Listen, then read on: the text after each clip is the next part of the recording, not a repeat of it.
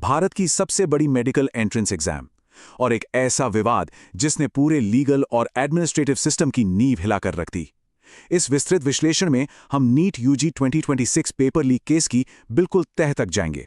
Law enforcement agencies और judiciary ने इस जुर्म पर कैसे शिकंजा कसा, सीबीआई की इन्वेस्टिगेशन आगे कैसे बढ़ी, ये सब हम बिल्कुल स्टेप बाय स्टेप समझने वाले हैं।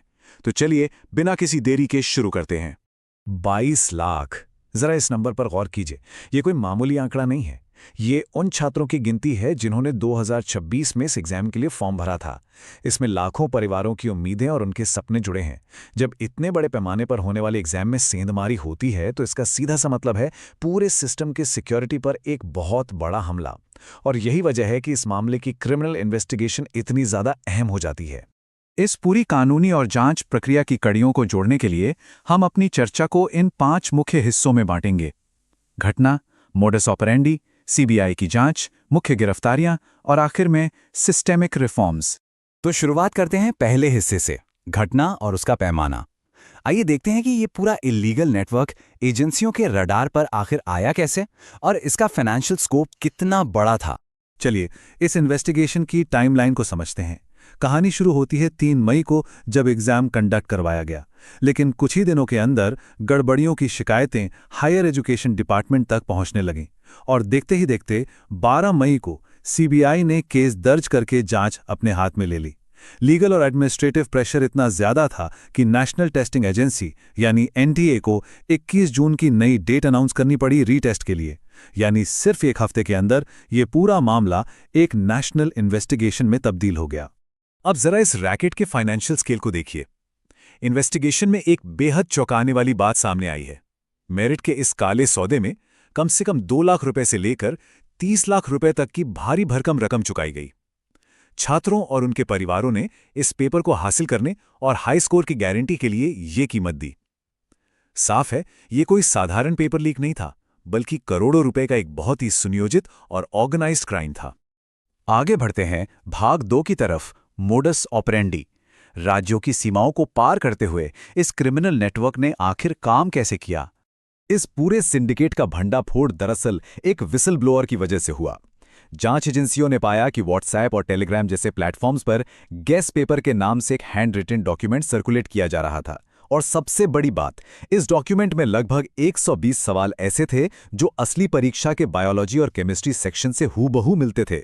इसे डिजिटली स्कैन करके बहुत बड़े लेवल पर फैलाया गया था। अगर इस क्राइम को कदम दर कदम समझें तो 3 मुख्य स्टेप्स सामने आते हैं।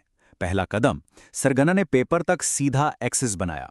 दूसरा कदम, बिचौलियों यानी मिडलमैन ने छात्रों को इकट्ठा किया और डील फिक्स की। और तीसरा कदम, बाकायदा स्पेशल कोचिंग क्लास लगाकर छात्रों को उन सवालों के जवाब रटवाए गए। देखते ही देखते राजस्थान, महाराष्ट्र और हरियाणा जैसे राज्यों के कोचिंग सेंटर इस इलीगल नेटवर्क के बड़े हब बन गए। अब आते हैं भाग 3 पर, सीबीआई की जांच और सबूत। शिक्षा मंत्रालय की शिकायत के बाद सीबीआई की स्पेशल टीम्स ने किस तरह से मोर्चा संभाला, आइए इसे डिकोड करते हैं। सीबीआई एक्शन में आई और उनकी कार्रवाई बहुत तेज और व्यापक थी। लॉ एन्फोर्समेंट टीम्स ने देश भर में अलग अलग राज्यों में ताबड़तोड़ छापेमारी की। भारी मात्रा में आपत्तिजनक दस्तावेज, इलेक्ट्रॉनिक गैजेट्स और मोबाइल फोन्स जब्त किए गए। फिलहाल इन गैजेट्स की बहुत ही बारीकी से फोरेंसिक और टेक्निकल एनालिसिस चल रही है। इसके साथ ही पैसों के लेन देन और प्रॉक्सी कैंडिडेट्स को ट्रैक करने के लिए भी जांच का दायरा बढ़ा दिया गया है। भाग 4, प्रमुख गिरफ्तारियां और जुडिशियल प्रोसीजर। इन्वेस्टिगेशन का असली नतीजा तब सामने आता है जब आरोपियों की कोर्ट में पेशी होती है। तो सवाल उठता है कि पकड़ा कौन गया। इस पूरे नेटवर्क के केंद्र में जो नाम सामने आया वो है पीवी कुलकर्णी। ये एक केमिस्ट्री लेक्चरर हैं जो खुद एनटीए पैनल के लिए प्रश्न पत्र सेट करने की प्रक्रिया से जुड़े थे। जांच से पता चला है कि कुलकर्णी ही इस रैकेट के मास्टरमाइंड थे, जिन्होंने अप्रैल 2026 के आखिरी हफ्ते में पेपर तक पहुंच बनाई थी। उनके साथ मनीषा वाघमारे नाम की एक और आरोपी को गिरफ्तार किया गया, जिसका काम छात्रों को जुटाना था। इन दोनों की गिरफ्तारी पुणे से हुई। लेकिन सीबीआई के हाथ जो सबसे अहम सबूत लगा, वो वाकई में इस केस का टर्निंग पॉइंट था। पुणे में मास्टरमाइंड के घर पे ही जो स्पेशल कोचिंग क्लास चलाई जा रही थी, वहां से कुछ छात्रों की नोटबुक बरामद हुई। इन नोटबुक्स में हाथों से लिखे हुए जवाब थे जो 3 मई को हुए असली एग्जाम के पेपर से 100% मैच कर रहे थे। लेक्चरर ने बाकायदा सवालों के साथ साथ उनके ऑप्शन और सही जवाब छात्रों को बोल बोलकर लिखवाए थे।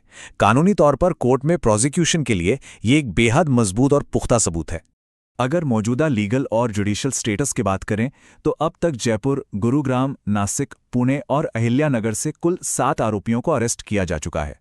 इनमें से 5 आरोपियों को कोर्ट में पेश किया गया, जहां से उन्हें आगे की सख्त पूछताछ के लिए 7 दिन के पुलिस कस्टडी में भेज दिया गया है। बाकी 2 आरोपियों को पुणे की अदालत में पेश किया गया ताकि ट्रांजिट रिमांड लेकर उन्हें दिल्ली लाया जा सके। ये साफ दिखाता है कि पुलिस और न्यायपालिका अलग अलग राज्यों के अधिकार क्षेत्रों को मिलाकर कितनी सख्ती से इस केस को हैंडल कर रहे हैं। और अब आखिरी पड़ाव, भाग 5, सुप्रीम कोर्ट के निर्देश और सिस्टेमिक रिफॉर्म्स।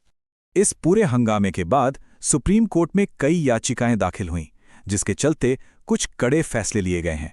सबसे पहली बात, ओरिजिनल कैंडिडेट्स के लिए 21 जून को बिना किसी एक्स्ट्रा फीस के रीटेस्ट आयोजित किया जा रहा है।